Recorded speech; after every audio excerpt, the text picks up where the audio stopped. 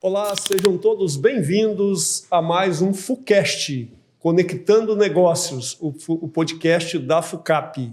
Bom, hoje eu estou aqui, eu, professor Valsemiro Nossa, o CEO aqui da FUCAP. Tenho aqui ao meu lado, que vai me ajudar aqui nesse bate-papo hoje, o Carlos Henrique, nosso diretor de inovação.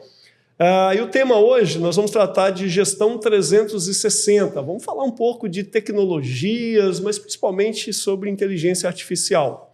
Mas antes da gente entrar no tema específico e eu apresentar quem vai estar aqui conosco, eu queria dar um recado a vocês que estão aqui ouvindo esse FUCast.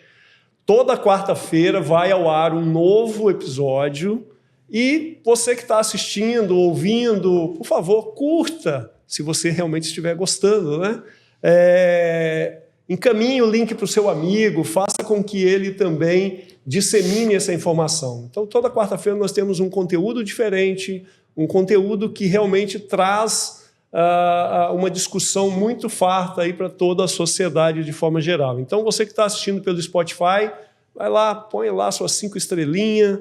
Você que está aí pelo YouTube, curta, compartilha, enfim. Faça aí sua parte para que a gente possa realmente fazer com que as informações cheguem a todo o público e isso gere realmente uma boa discussão. Bom, mas hoje estamos aqui com um capixaba que, na verdade, não mora mais aqui no Espírito Santo, né? Está lá do outro lado do mundo. É o Giancarlo Guisardi. Giancarlo, como eu falei, ele é capixaba, mas atualmente ele é professor titular de Ciência da Computação na Universidade de Twente, na Holanda, chefe de departamento de pesquisas de inteligência artificial, ciência de dados, segurança cibernética e serviços digitais. Muita coisa, hein? Professor convidado também na Universidade de Estocolmo, na Suécia. Então, Giancarlo, seja bem-vindos aqui a esse bate-papo de hoje. Muito obrigado pelo convite, é um prazer estar aqui conversando com vocês. Bom, Giancarlo, como eu falei aqui, você é um capixaba que hoje está lá do outro lado do mundo, né? Eu queria que você falasse um pouquinho sobre a sua trajetória, né? Por onde você foi? Como é que você chegou lá? Então, eu fiz a graduação aqui na UFES, em Ciência da Computação, a graduação e o mestrado aqui. Nessa época, eu já comecei a trabalhar com um projeto em colaboração com essa universidade holandesa, que, aliás, é uma coisa que eu destaco no sistema brasileiro, é o sistema de iniciação científica, que é uma coisa que não existe lá, né? Das pessoas que permite que alunos comecem a trabalhar, ou pelo menos se inteirar um pouco do universo de pesquisa desde a metade da graduação. Isso é uma coisa realmente fantástica. A gente cria as categorias de base, assim, né? De um jeito que não existe lá. No exterior é muito incomum você ver alunos de graduação, até de mestrado, participando de conferências científicas. Então, eu comecei nessa época já a trabalhar com um projeto em colaboração com essa universidade holandesa. E aí, quando eu estava fazendo mestrado, surgiu esse convite de ir para lá fazer doutorado. Eu fui para a Holanda, fiz doutorado. Na época, o doutorado entre a Holanda e a Itália, já estava colaborando com o pessoal com um laboratório muito importante na minha área na Itália. Voltei para o Brasil, queria voltar aqui para o Espírito Santo, tinha uma coisa de missão, assim, de criar um laboratório de pesquisa nessa área, no Espírito Santo. Deu certo, a gente criou um laboratório que chama NEMO, que é Núcleo de Estudos de Modelagem Conceitual e Ontologia. Depois a gente pode falar o que é modelagem conceitual e ontologia, como que isso se relaciona com inteligência artificial, que se tornou um dos laboratórios mais importantes do mundo nessa área. Ainda muito ativo, ainda existe, é muito ativo e a gente continua sempre colaborando. Em 2013, eu fui chamado para ser professor visitante, fui num sabático sendo professor visitante na Universidade de Trento, na Itália, um período muito bom também, e lá, essa outra universidade holandesa, a Universidade de Bolzano, me ofereceu uma posição. Eles sabiam do trabalho que a gente tinha feito aqui, do laboratório aqui, e queriam também ter um laboratório parecido lá, né, uma área de pesquisa, queriam investir nessa área de pesquisa. E aí eu fui para a Itália de novo, para Bolzano, para não mais voltar de lá. Eu fiquei 6 anos na Itália. E aí uma coisa que eu acho que também ressalta um pouco a diferença do sistema brasileiro e do pesquisa internacional, da academia internacional, é esse elemento de que você está sempre... As pessoas mudam muito, né? É muito comum. Em alguns países, por exemplo, na Holanda, é praticamente impossível você fazer uma trajetória de carreira inteira, de se tornar professor titular na mesma universidade onde você estudou e onde você começou a sua carreira. Existe um sistema de oxigenação, onde as pessoas mudam de fertilização cruzada de ideias, assim, onde as pessoas mudam de universidade, mas também porque as universidades competem pelas pessoas, né? Então, eu estava na Itália há muito tempo, eu tinha um grupo de pesquisa que já tinha umas 20 e poucas pessoas, um grupo que tinha uma relação muito forte com a indústria, com projetos com a indústria lá, depois a gente pode falar sobre isso também. Estava muito bem na Itália e eu fui contactado por um headhunter de uma empresa de headhunting acadêmico londrina para tentar me convencer a ir para a Dinamarca. Assim. Nesse meio tempo, várias conversas aconteceram e eu acabei na Holanda, negociando bem assim, o que eu ia ter lá, que tipo de grupo, o que as pessoas queriam comigo, que tipo de trabalho que eu ia fazer, com muita flexibilidade, né? E aí fui para terminar essa história, logo que eu passei 2 anos numa transição bem lenta entre Itália e Holanda, que também mostra uma flexibilidade do sistema, né? Eu podia negociar, olha, eu vou começar 25% só aqui na Holanda, e depois eu vou aumentar para 50%, até que eu venha para cá 100%. Eu conseguia negociar isso nos 2 lugares. E aí, quando eu cheguei na Holanda para ficar 100% lá, eu tive esse convite de ir para Estocolmo, mas aí eu estava cansado de ficar indo e voltando por 2 anos, meio de pandemia. E aí eu fiz negociei uma outra coisa ainda com Estocolmo, né? Eu combinei com eles que eu iria lá quando eu pudesse e eles só me pagariam quando eu fosse. Então, a trajetória é mais ou menos assim. Eu tenho também uma felicidade muito grande que tiveram pessoas que me seguiram nessa trajetória, né? Alguns brasileiros, eu tenho um quarto mais ou menos do meu grupo hoje em dia na Holanda brasileiro, e alguns capixabas que estão lá também. Vieram do projeto daqui? Que foram meus alunos aqui quando eu estava no Espírito Santo e que depois foram para fazer doutorado comigo, quando eu estava na Itália ainda, e depois me seguiram para a Holanda. Essa universidade que você está lá, ela já tem bons destaques aí no passado, né? De bons feitos, né? Pelo que eu soube aí, o Bluetooth, Exato. O próprio Wi-Fi, são coisas que foram realmente criadas lá, né? Sim, a Universidade de Twente é uma universidade, o que se chama de universidade técnica, né? Uma universidade de tecnologia na Holanda. Tem basicamente tradicionalmente três grandes universidades técnicas: a Universidade de Eindhoven, a Universidade de Delft e Twente. E Twente era no passado muito ligada a o que era chamado de telemática, a combinação de computação com telecomunicações, e teve um papel importantíssimo na criação de várias tecnologias que a gente usa o tempo todo, Bluetooth, por exemplo. Ou seja, algo criado na universidade que é mercado na veia, ou seja, todo mundo começa a usar. A gente tem, assim, às vezes, uma discussão muito forte, né, que as pessoas falam, pô, mas está discutindo lá na universidade uma série de coisas muito teórica, mas isso aqui no mercado é diferente e tal. E, na verdade, uma prática de mercado com uma boa fundamentação, ela avança até mais de forma mais assertiva, né? Então, assim, e você é uma pessoa que é acadêmica, né? Tem pesquisado profundamente aí muita coisa, mas você também tem uma trajetória de mercado, né? Você tem estado no mercado também, em projetos, consultorias, enfim. Queria que você falasse um pouco também dessas questões. A gente trabalhando em computação, que é uma área aplicada, sim, né, totalmente aplicada. Totalmente aplicada, e eu, em particular, assim, trabalho há muito tempo na área de sistemas de informação, assim, né? Tem todo esse direcionamento de inteligência artificial, de bancos de dados, de integração de dados, que a gente pode conversar depois, mas essencialmente, de uma forma geral, é um trabalho na área de sistema de informação. O sistema de informação é como usar a tecnologia para satisfazer objetivos humanos e objetivos organizacionais. Aliás, toda tecnologia deveria ser isso, né? Acho que tem um ponto para a gente conversar sobre inteligência artificial depois, né, com esse ângulo, que a gente essas coisas, elas não caíram do espaço, né? A gente está construindo essas coisas para satisfazer objetivos que a gente julgar que são os objetivos corretos. Sistema de informação tem essa coisa de informática organizacional, assim, né? De como é que a gente usa a computação para criar sistemas sociotécnicos que funcionem para isso, para oferecer serviço, para satisfazer objetivos humanos. Eu me sentiria realmente quase um charlatão se eu trabalhasse nessa área fazendo pesquisa sem testar essas coisas no mundo real, né?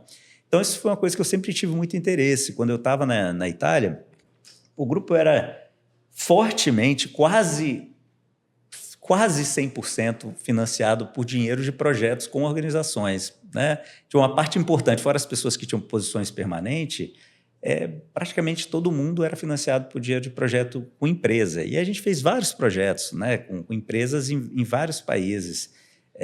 E eu acho que se a gente é procurado por organizações que não conseguem achar essas soluções no mercado, a universidade tem ali uma oportunidade enorme, porque as pessoas estão te procurando, não para fazer uma coisa que é trivial, né? Eu acho que a universidade não tem que concorrer com o mercado, ela não tem que se uma organização pode comprar alguma coisa para uma empresa no mercado, ela tem que fazer isso. A universidade não pode concorrer deslealmente com o mercado, e é um desvio de função da universidade fazer alguma coisa que pode ser comprada no mercado. Mas se isso não pode ser comprado no mercado, a universidade... essa relação cria uma simbiose que é muito positiva para a universidade. Você consegue testar, eu fiz projetos com organizações que me permitiram testar coisas numa escala que eu nunca conseguiria testar na universidade. O mundo real é muito interessante, é muito difícil você reproduzir a diversidade, quão interessante o mundo real, sinteticamente, num laboratório, né?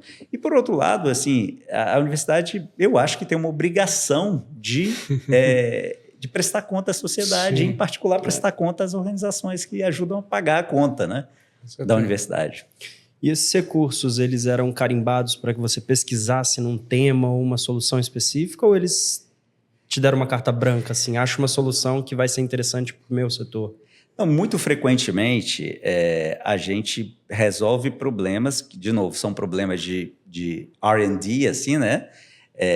São problemas na fronteira de pesquisa aplicada com alguma... Ou de uma aplicação, mas, de novo, de uma coisa que é muito na fronteira do conhecimento, para resolver problemas específicos. A gente tem muitos projetos assim. Por exemplo, vou dar um exemplo concreto. A gente teve um projeto com o governo holandês. Tem um órgão na Holanda que coordena a integração de todos os sistemas computacionais na área de saúde na Holanda. Alguns milhares de sistemas. E eles, imagina, esse é um problema de interoperabilidade enorme, né? O que é interoperabilidade? É você garantir... Deixa eu dar um passo atrás.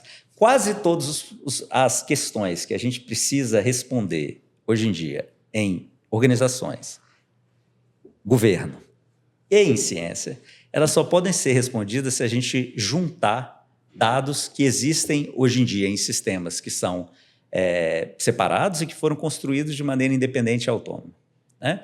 Então, pega no governo. Vou dar um exemplo no governo. Imagina que você queira saber, olha, eu quero saber todas as empresas que doaram dinheiro para a campanha de um político e que esse político dirige algum órgão governamental ou tem uma relação próxima com alguém que dirige esse órgão governamental, e eu quero saber se essa empresa tem um contrato com esse órgão. Né? É uma pergunta extremamente relevante, assim. A gente não consegue responder essa pergunta a menos que a gente investigue, reconstrua isso tudo quase que caso a caso. Uhum. O que a gente precisa para responder isso? A gente tem um trabalho todo de tentar achar o significado dessa frase, dos dados que estão por trás dessa frase que eu acabei de dizer. O que significa dirigir um órgão governamental? Significa, por exemplo, que você dirige tudo aquilo que é parte do órgão governamental. E tudo que é tudo que é parte de todas as partes e por aí vai. Tem vários aspectos temporais ali. Doação acontece no tempo, alocação de pessoas em órgão acontece no tempo, as partes dos órgãos vão mudando no tempo, contratos acontecem no tempo, tem tudo isso que você precisa destrinchar. Mas tem um problema maior, que é esses dados que existem, todos eles existem aí no éter, eles estão todos em 14 sistemas diferentes, que foram construídos por organizações diferentes em tempos diferentes, do governo, órgãos do governo, né? Sei lá, um sistema que fala como é que as instituições do governo são compostas, que as pessoas que foram alocadas, as doações que aconteceram, os contratos que aconteceram, você tem que juntar isso tudo. Juntar isso tudo se chama problema de interoperabilidade, que é como você faz esses sistemas operarem juntos. Em particular, que é chamado de interoperabilidade semântica, que é assim, você garantir que o dado, quando você conecta o dado com uma bolha fora daquele dado, que o significado daquele dado é preservado. Isso é um problema enorme. Todo mundo que trabalhou em qualquer lugar, no Brasil, por exemplo, o pessoal tinha uma época do governo federal, tinha esse projeto do modelo global de dados. Você conversa com as pessoas, eles falam que é coisa de enlouquecer, que a própria noção de órgão, por exemplo, significa 14 coisas diferentes em 14 sistemas diferentes, né? Eu trabalhei em vários setores, na área de mídia, né, de cinema, de televisão, na área de energia. Eu nunca encontrei uma área na qual esse problema não acontecia, em que você tem um conceito central do problema que significa um monte de coisa diferente. E se você for da indústria de petróleo, petróleo significa 4 coisas diferentes. Não. Sim. Né? A interpretação disso é que Exato. pode ter mais sucesso ou não no resultado. Exatamente. Assim, se você não interpretar isso de maneira correta, para saber qual é a conexão correta entre esses vários sistemas, você vai chegar a conclusões que são erradas, né? Então, esse problema de interoperabilidade está em tudo quanto é canto. A gente ajudou, a gente usa técnicas, que aí quando a gente for falar de inteligência artificial, tem todo um campo da inteligência artificial que trabalha exatamente com isso, em como que a gente pode extrair esse significado por trás dos dados para conectar de maneira segura essas várias bases de dados que foram criadas de maneira concorrente. A gente ajudou a fazer isso para esse sistema que era um ecossistema de milhares de sistemas na Holanda, e que essa organização na Holanda não sabia como fazer, não tinha como contratar alguém que fizesse, isso era, de fato, um estudo mesmo, um tópico de pesquisa. Para dar para vocês uma ideia de quão tópico de pesquisa e quão avançado esse problema a gente, em fevereiro desse ano, eu fui dar uma palestra no Jet Propulsion Lab da NASA, em Pasadena, né, nos Estados Unidos, e a gente começou a discutir uma colaboração com eles, porque eles têm exatamente esse problema. O que o pessoal da NASA... qual o problema que eles têm que resolver? De novo, eles têm uma centena de sistemas. Esses sistemas são extremamente especializados, né? Dá para imaginar. Sim. Para controlar partes mecânicas, ou a parte mecatrônica de uma espaçonave, parte hidráulica, essa coisa toda. Desenvolvido, o sistema só existe aquele sistema, desenvolvido por equipes diferentes dentro da NASA. E o que você precisa ter? Você precisa ter uma visão global de tudo, da interconexão desses sistemas. Você precisa garantir que a soma desses sistemas é consistente, que esse negócio não vai gerar uma inconsistência ou não vai raciocinar de forma incorreta. E, para isso, você precisa garantir que o dado, quando sai daquele sistema, ele é interpretado pelo outro sistema com o mesmo sentido que ele foi produzido. Ou seja, um problema de interoperabilidade semântica em larguíssima escala. E o que a gente faz, o que a gente desenvolve, já desenvolvia desde a época que eu estava aqui no NEMO, é um conjunto de teorias, técnicas, ferramentas para ajudar a fazer isso, a integrar esses sistemas. E isso você não consegue até hoje comprar no mercado, né? Então, é um exemplo disso. Mas não consegue comprar no mercado porque é algo específico a cada organização, ou não? Esse conjunto de teorias... Não, porque em computação, a história da computação, até muito recentemente, foi a história de criação de sistemas mais ou menos isolados. Sistemas eram interconectados no nível físico, né? Mas a gente aprendeu, nos últimos 50 anos, a desenvolver sistemas que o pessoal chama de sistemas standalone, né? Um sistema que ele faz aquilo, está isolado ali e resolve aquela coisa. Quando a gente tem um cenário tipo esse que eu estou descrevendo, em que tudo que a gente precisa todos os problemas que a gente precisa resolver, a gente precisa interconectar vários sistemas, a gente simplesmente não tinha desenvolvido as técnicas para fazer isso. O que a gente faz, essa área que eu trabalho tem quase 30 anos agora, é para desenvolver essas técnicas, para você criar sistemas, bases de dados, integração de dados. Você cria sistemas através da conexão de outros sistemas existentes e cria sistemas que vão ser, sabendo que eles vão ser interconectados com outros sistemas. É como criar, é uma engenharia de sistemas que são construídos assim, de forma coletiva e distribuída. Perfeito. Você acabou falando aí já alguns beliscadinhos em inteligência artificial, né, que é um dos temas principais que a gente quer tratar aqui. Mas assim, principalmente aí depois da chegada aí do GPT, né, que deu uma explosão, aí, pelo menos na sociedade de forma geral, e muitos acham que a inteligência artificial está restrita ao GPT, né, de verdade é uma ferramenta. Mas assim, a gente ouve falar muita coisa e às vezes desencontradas, informações que parece que é de uma forma, depois você já vê outra opinião que não é, diferente e tal. Ou seja, tem uma desarrumação aí nessas ideias do que de fato é inteligência artificial. Você, como estudioso, né, dessa área, fala um pouco disso aí, dá uma esclarecida ali, arruma a casa de ideias para a gente aqui. Esse é um ponto essencial, Samir. Assim, a gente precisa dissipar um pouco do ruído que está em torno do termo, né?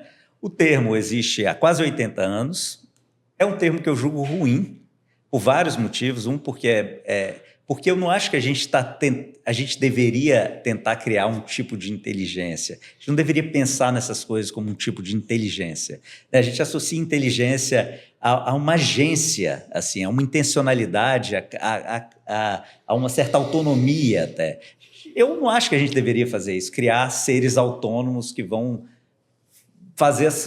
conviver com a gente como outro tipo de inteligência. Claramente, essas coisas que a gente tem hoje em dia, apesar do pessoal tratar ChatGPT como se fosse uma inteligência alienígena, né? Uma coisa que saiu do espaço e você fica lá tentando entender como é que aquele negócio raciocina, interagindo com aquela caixa preta. Eu não acho que a gente devia... Eu acho que essa é uma estrada errada. Assim. Eu acho que inteligência artificial deveria ser o desenvolvimento de certas capacidades que vão amplificar a inteligência humana. Na mesma época que o termo inteligência artificial foi criado, tinha uma outra proposta, né, o termo Artificial Intelligence em inglês, tinha uma proposta de ao invés de AI, de IA, de Intelligence Amplification ou Intelligence Augmentation, né, de amplificação da inteligência. Era uma proposta de falar assim, olha, o que a gente precisa é criar coisas, da mesma forma que a gente tem óculos, que a gente tem uma perna mecânica, um braço mecânico, a gente cria uma coisa que amplifica e fecha as lacunas das limitações e vulnerabilidades humanas. Eu acho que era isso que a gente devia estar fazendo. A área, eu uso sempre essa metáfora de um campo de futebol. Se a inteligência artificial fosse um campo de futebol, metade desse campo tem a ver com você tentar criar teorias sobre o mundo, assim, de como o mundo funciona, uma certa replicação da mente. Então, você tem conceitos sobre como o mundo funciona, você tem regras, você tem raciocínio lógico e dedutivo para chegar a conclusões. A outra metade é completamente baseada em dados. Então, você esquece de tentar entender como o mundo funciona, entre aspas, e o foco é em criar um cérebro artificial que vai aprender a partir de experiências, de dados, né? Então, você cria uma montanha enorme de dados e você vai tentar generalizar, em geral, uma função. Assim, dado o conjunto de dados, a função vai mapear para uma coisa do outro lado. Essa outra metade, essa metade que é completamente baseada em dados, é essa área do que é chamado de aprendizagem de máquina, né? Então, dentro de aprendizagem de máquina, você tem uma grande área que é em geral, a aprendizagem de máquina é ligada a redes neurais artificiais, está tentando replicar o cérebro nesse sentido. Não necessariamente, mas eu vou simplificar. Dentro a grande área é o que se chama de redes neurais profundas.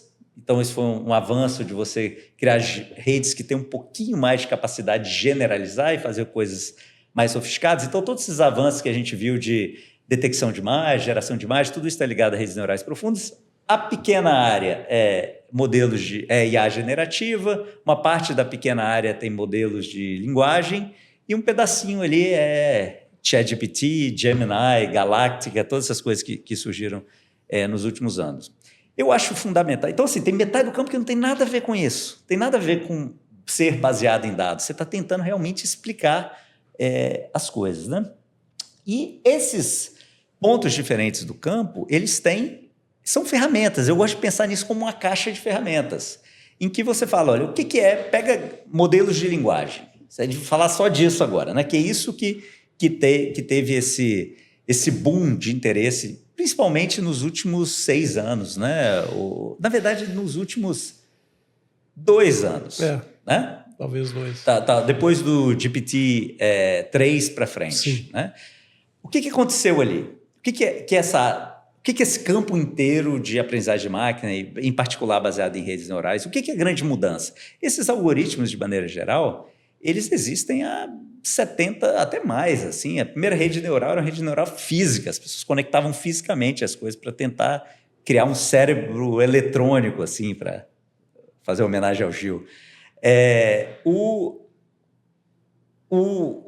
Só que essas coisas, até recentemente, não conseguiam fazer nada até 20 anos não fazia absolutamente nada que fosse muito útil. Ninguém usava isso para nada, né? Usava para reconhecer caractere manuscrito, tinha algumas pesquisas ainda para reconhecer caractere manuscrito, assinatura em cheque, em coisas desse tipo. Às vezes, vocês vão se lembrar, Alcimiro com certeza vai se lembrar, talvez vocês sejam novos demais, assim. O sistema de tradução automática eram coisas tenebrosas, eram muito ruins. Reconhecimento de voz era uma coisa muito ruim, aquelas coisas de telemarketing ou de ligação telefônica, que você tentava dizer o dígito, o negócio não entendia o que você falava de jeito nenhum. Era muito ruim, era tudo muito ruim. Por quê? Não, os algoritmos são basicamente os mesmos, assim. Tiveram avanços, né? Tem uma coisa chamada... de retropropagação, que foi criada na década de 80, que foi importante.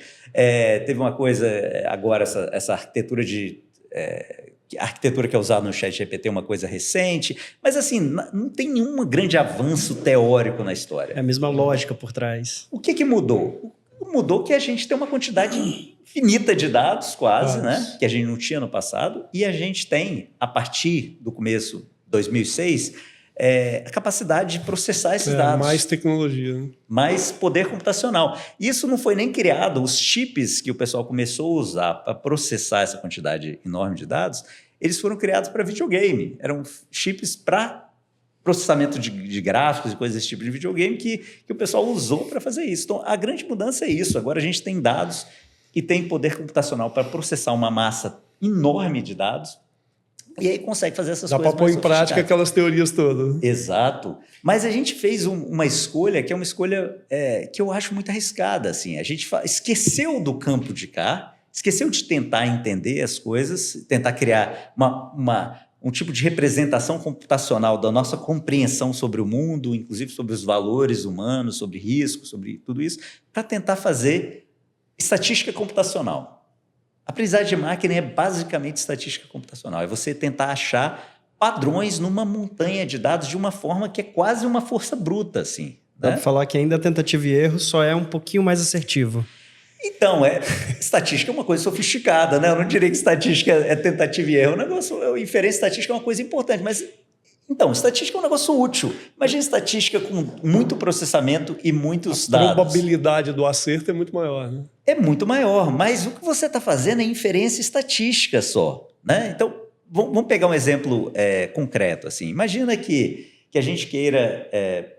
quando que isso vai funcionar? Isso é uma coisa que a gente pode saber a priori. Numa coisa que é completamente baseada em dados, ela é completamente baseada na qualidade dos dados e quão representativos os dados são do fenômeno que você está tentando entender, né? Essa escolha de ir para esse campo de dados, não exatamente como uma força bruta, mas limitado no tipo de inferência que você pode fazer, ele tem um custo, ele tem vários problemas.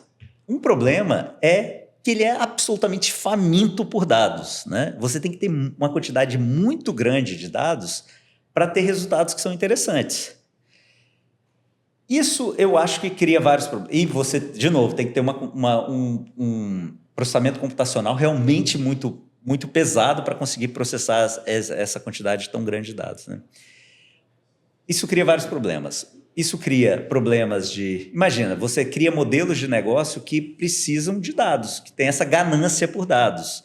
Então, você vai pegar dados das pessoas sem a permissão delas, você vai tentar o tempo inteiro extrair dados das pessoas, você vai passar por cima de privacidade, né?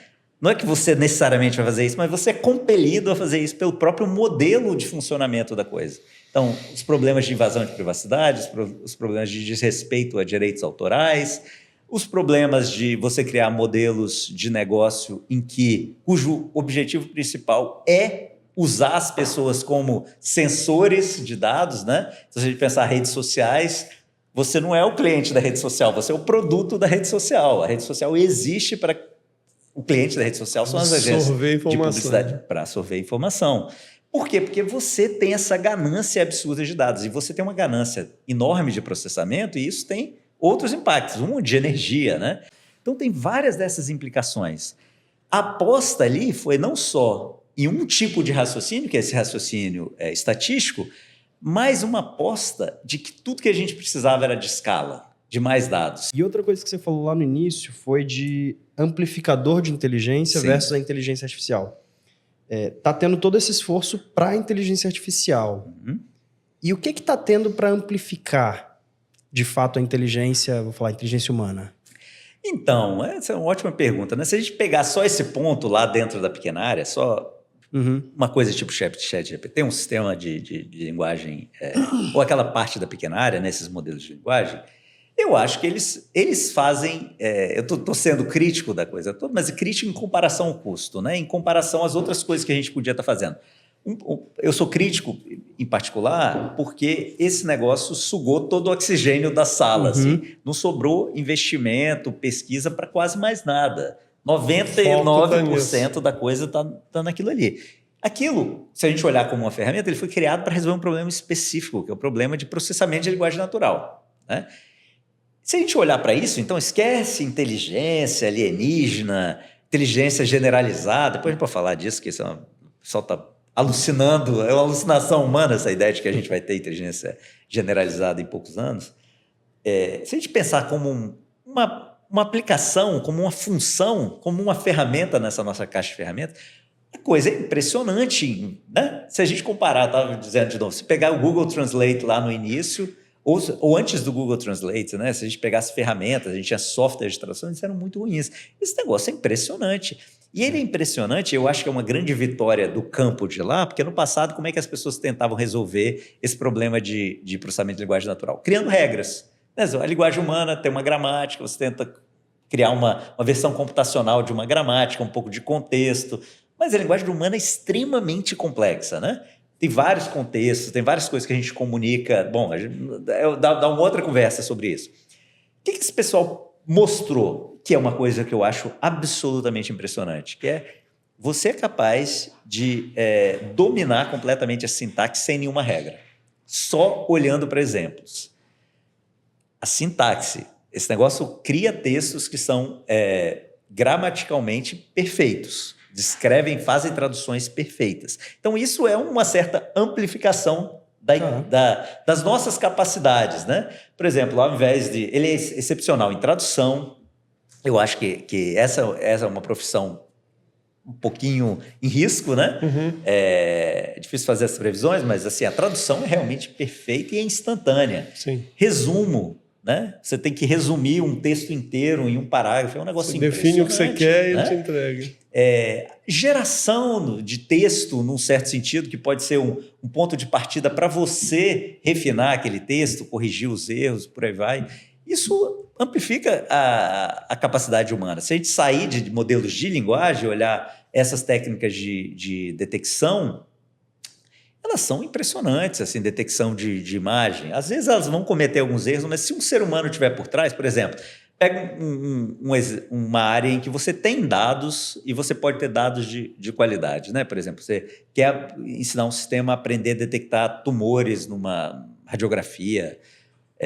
Você pega uma base de alguns milhões de exemplos, você tem médicos anotando aquela coisa, falando aqui está o tumor, aqui não está, é desse tipo, por aí vai. A coisa aprende essas correlações estatísticas e agora a gente pode ter uma máquina que ajuda, que é capaz de detectar casos que passariam despercebidos de alguns médicos, né?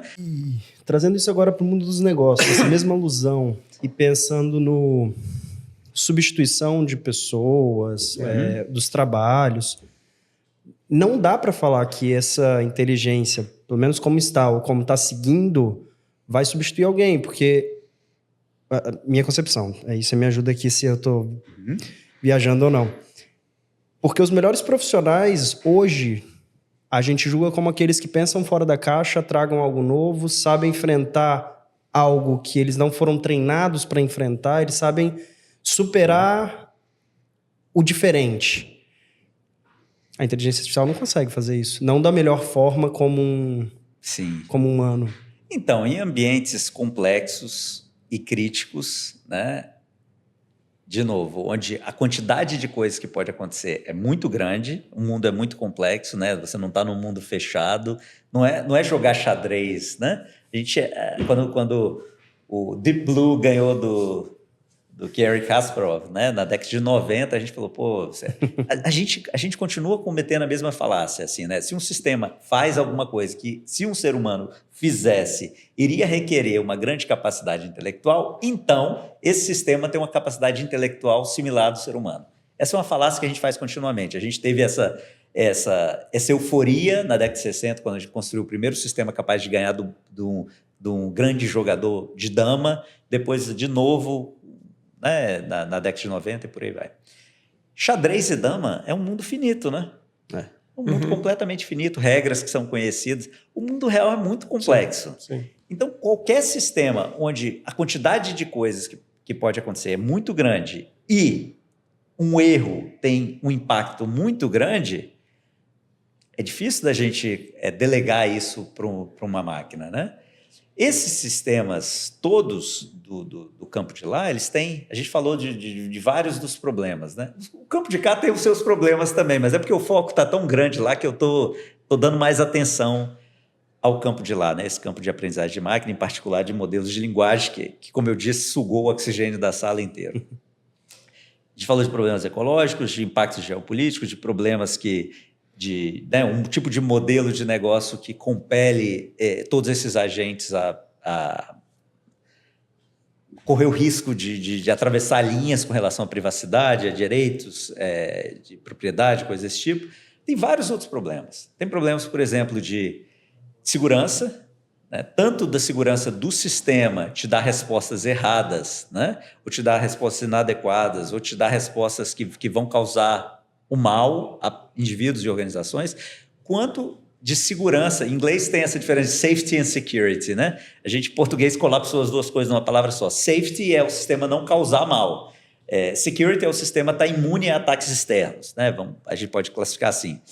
Esses sistemas não são safe e não são secure. Né? Não são mesmo. Assim. Você tem, por exemplo, sistemas de carro autônomo, onde você consegue... Por que acontece? Você tem uma rede neural lá. Você pode usar uma outra rede neural. Como o negócio não entende o que ele está fazendo, ele está detectando padrões, você pode ir lá e introduzir, injetar na imagem. Estou dando só um exemplo. Você pode injetar na imagem um padrão que é imperceptível para o ser humano, mas que muda completamente o comportamento da rede neural. Tem ataques que são ataques de 1 pixel. Você muda 1 pixel na imagem, o ser humano nunca vai perceber a diferença, mas o negócio faz a rede neural classificar aquela imagem de uma maneira completamente diferente. Vou dar 2 exemplos que são assustadores. Nossa. Um é assim, você pode ir lá, você faz isso, e aí você usa essa rede neural que sabe exatamente qual pixel mudar na imagem, imprime, por exemplo, um adesivo, e eu vou lá numa placa de pare e colo esse adesivo. Aí um carro autônomo olha para essa placa e interpreta a placa como 100 km por hora e passa no cruzamento. Isso é um ataque que acontece. Um outro exemplo é você pode... Tem um pessoal que estava fazendo isso, tem um artigo muito interessante que eles cria um padrão que vai fazer com que um sistema de detecção de imagem interprete a sua imagem como a minha, por exemplo. Então, imagina que você é o procurado pela polícia, tem um sistema no aeroporto que está detectando imagem, quem está passando lá. Você imprime um óculos 3D, coloca o óculos e o sistema, quando vira aquele padrão no óculos, interpreta, ele enxerga a minha imagem. ao invés da sua. Ou a imagem do Brad Pitt ou de qualquer outra pessoa que eu quiser. Então, assim, tem vários ataques que você pode fazer. Então, sistemas em geral não são nem safe, nem secure. Tem um outro problema que eu acho um problema muitíssimo sério, que é o problema de explicabilidade, que tem um impacto, inclusive, em legislação. Assim, a legislação europeia, inclusive de GDPR, né, que inspirou a Lei Geral de Proteção de Dados no Brasil e em outros países, uma coisa que é forte lá é o direito de explicação e o direito de contestação. Então, assim, se tem um sistema que toma decisões que afetam o ser humano, o sistema tem que ser capaz de explicar Sim. como ele tomou aquela decisão para que eu possa contestar a decisão. Entendi.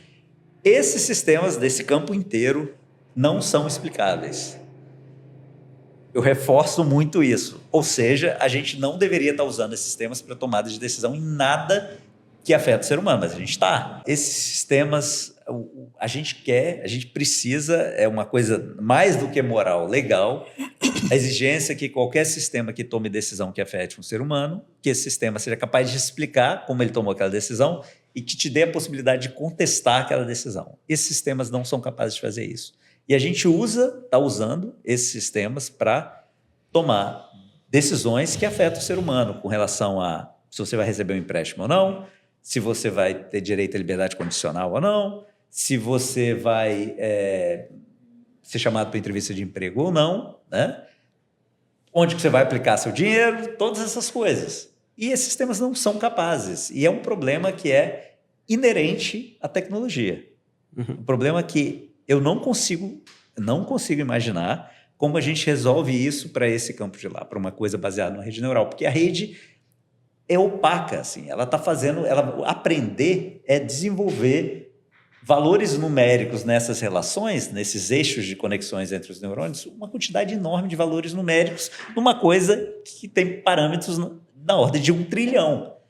Ela não consegue reconstruir os passos de raciocínio para te explicar de uma maneira que um ser humano consiga entender e contestar o que aconteceu ali, né? Perfeito. Bom, Giancarlo, a gente está com o tempo já se esgotando, mas eu queria fazer um último ponto aqui, trazendo aí realmente para dentro das empresas, né? A gente tem ouvido muito aí, muitos empresários, muitos gestores aí falando, poxa, eu quero trazer sim aplicações de inteligência artificial para dentro da minha empresa, para melhorar a produtividade, para isso, enfim, mas não sabe por onde começar, né? Ou seja, na sua visão, né, poxa, ele tem que ter uma área específica com pessoas especializadas estudando a empresa para a partir daí ver qual melhores aplicações pode tomar, ele pode comprar soluções prontas, ele contrata uma consultoria, por onde que ele poderia começar aí? Então, eu acho que o ponto que do qual a gente poderia partir tem a ver com essa discussão que a gente estava tendo no campo de futebol. Então, assim, caixa de ferramentas, né? Tenta achar a ferramenta certa, né? Não assuma, né? Pressuponha que inteligência artificial é só aquele pedacinho ali da pequena área.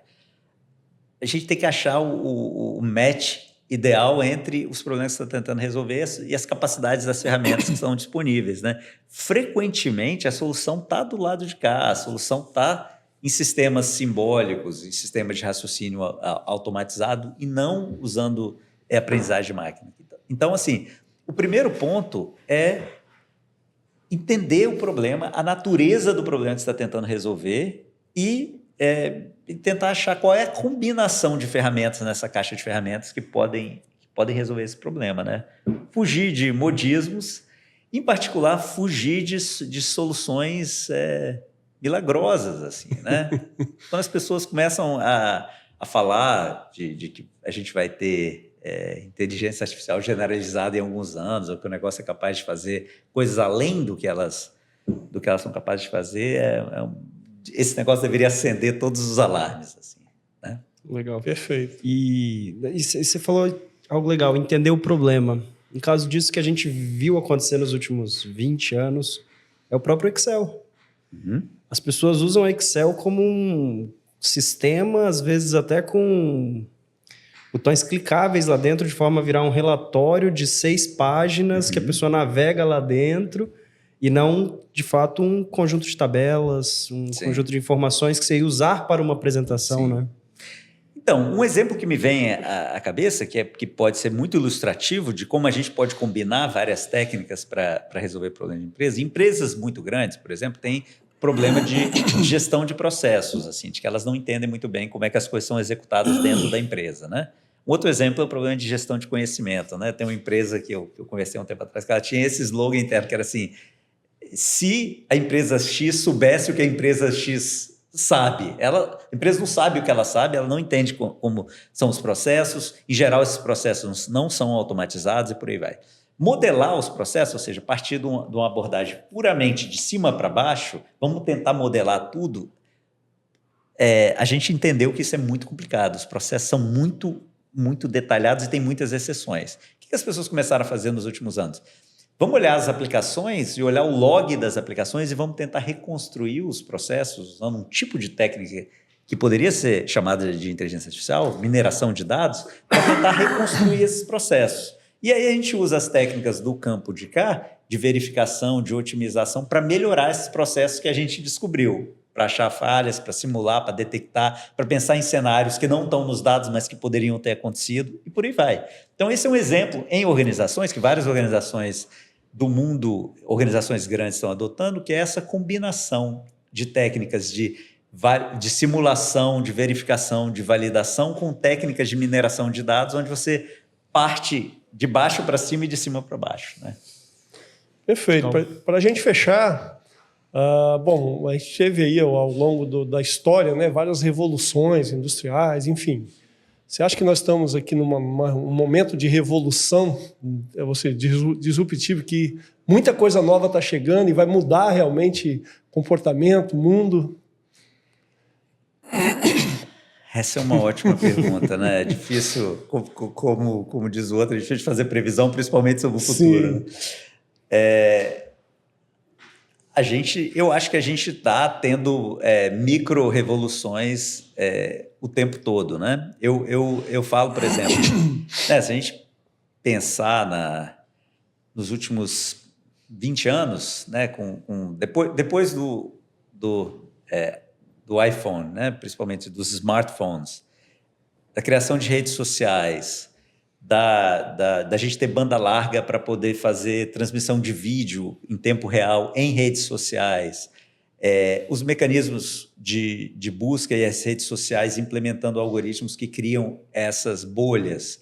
Agora, todas essas técnicas de manipulação de imagem, detecção, geração de imagem, toda essa coisa de IA generativa, o mundo ficou diferente mesmo, está constantemente ficando diferente, com vários aspectos positivos e vários aspectos negativos, né?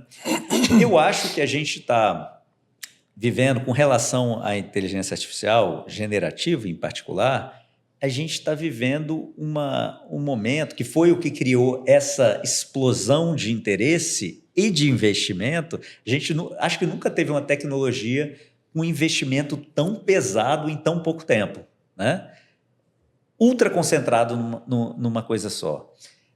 E uma popularização que é enorme. Eu estava fazendo uma palestra há um tempo atrás, eu comparava, desde que o ChatGPT saiu, o ChatGPT no Google Trends com Taylor Swift, né, que é a artista mais popular do mundo. Taylor Swift é completamente negligenciável no Google comparado com o ChatGPT. Então, é uma atenção muito grande. Essa atenção toda, isso criou um ruído, uma quantidade de ruído enorme. E eu acho que a gente tem uma revoluçãozinha acontecendo, tem chance de ter uma revoluçãozinha acontecendo, talvez uma revolução até grande, mas eu acho que a gente não sabe exatamente qual. A gente não sabe o que vai ficar dessa história, né? Eu comparava outro dia com a bolha da internet. Assim, a gente está vivendo um momento de bolha, na minha opinião, porque a gente tem uma quantidade de investimento enorme, expectativas que são muito infladas com relação a isso, as pessoas estão prometendo coisas que a tecnologia não tem como entregar, eu acho que a gente está começando a ver uma deflação da bolha já, uma diminuição uma frustração de expectativas, uma diminuição de investimento. Você começa a ver resultados negativos, por exemplo. Pessoal, uma das Tem um artigo recente que mostra que a gente não tem um ganho claro de produtividade na maioria das áreas. Ninguém está vendo esse ganho de produtividade. Essas empresas não sabem como ganhar dinheiro ainda com isso. Mesmo em nichos muito específicos, programadores, todo mundo achou que ali era o santo grau, né? Que a gente ia poder usar para facilitar muito a vida dos programadores. Tem vários problemas de qualidade no software que é produzido por essas ferramentas, por exemplo, vulnerabilidade no sentido de segurança. Então, eu acho que a bolha vai ter uma deflação acelerada dessa bolha, mas isso não é uma coisa negativa. Sim. Assim como aconteceu com a internet, vai se assentando, né? O estouro da bolha separa o joio do trigo, né? Aí a gente vai entender daqui a um tempo um pouco melhor que revolução é essa que está acontecendo. Perfeito. Giancarlo, queria te agradecer muito esse bate-papo. Daria para a gente ficar conversando aqui ainda a manhã inteira, mas, enfim, nós temos que chegar ao final aqui. Queria te agradecer muito. E aí, assim, queria só ressaltar, é um capixaba, né, como nós aqui, que ganhou o mundo aí, está fazendo bonito lá fora e trazendo isso de volta para a gente aqui. Então, obrigado aí pela sua participação. Obrigado aí, Carlos Henrique, por estar comigo aqui. E eu queria só finalizar, né, esse Fullcast aqui, dizendo a você aí que toda quarta-feira temos um novo episódio. Aproveite, curta, compartilhe, né? Os episódios são todos disponibilizados aí nas nossas plataformas aí de áudio, vídeo. Então, assim, deixe seu comentário lá de um outro tema que você quer que a gente discuta aqui. Enfim, comunique conosco também, que com isso nós conseguimos aí levar novos conteúdos, novas discussões, enfim. Então, obrigado aí a todos e até a próxima quarta-feira. Eu que agradeço o convite, é sempre um prazer conversar com vocês e eu parabenizo a FUCAP por essa história toda de sucesso. Obrigado. Obrigado, Diego.